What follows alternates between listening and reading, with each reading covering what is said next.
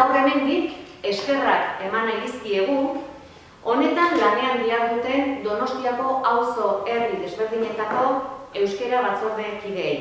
Eta aipatu nahi dut zein auzotan sortua ditugu dagoeneko euskara batzordeak eta ari diren beraien auzo herritako plan integral horiek egiten. Martutene, Altza, Intxaurrondo, Añorga, Partezarra, Loiolako Herriberak, Amaraberri, Bidebieta eta Iria. Eta aurtengo planean nolabait txertatuko dira eta dagoeneko ja abian hasi dira Aiete eta Igeldo. Eskerrak, esan bezala, ze elkarlan guzti honi esker lortuko dugu guztion artean Donostiak benetan behar duen normalizaziorako pausoak ematea eta plan berriaren egitekoa, euskararen plan orokorraren egitekoa hori da.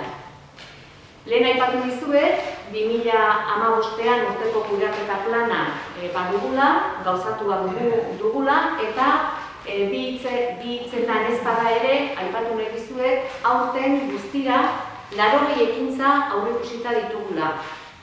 Ekintza horiek plan orokorrean ezartzen diren helburu estrategikoei erantzuten diete, hau da, euskararen jabekuntzari, euskararen erabilerari, euskararen elikadurari eta zehar lerro gisa kontuan hartzen ditugun sensibilizazio eta motivazioari, euskararen zabalkundeari eta auzoetako plan integralei dagozkienak.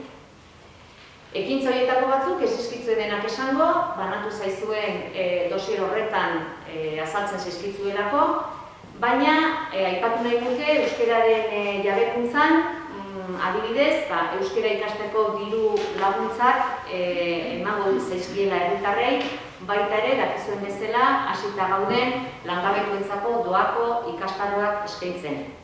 Euskararen erabileran, lehen alkateak aipatu duen bezala, kirola eta aisialdia izango dugu lehentasunezko, besteak beste, eta kirol taldeetan euskararen erabilera bultzatzeko metodologia jarraitua eskainiko dugu. Ezaguna den parketarrak ere, hemen sartuko genuke, nolabait, herritarren eta kasu honetan aurren euskararen erabilera areagotzeko.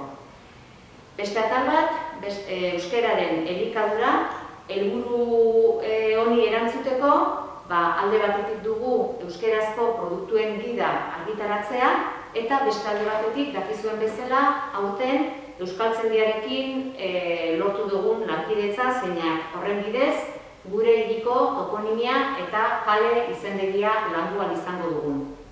Eta azkenik, aipamena egin zehar lerroei, eta honi dagokienia, aipatu dugu, auzoetako plan integralak, aipatu ditut zein auzotan ari diran lan honetan, eta sensibilizazio kanpainak sustatze aldera, Donostian ere euskeraz kanpaina aipatuko genuke.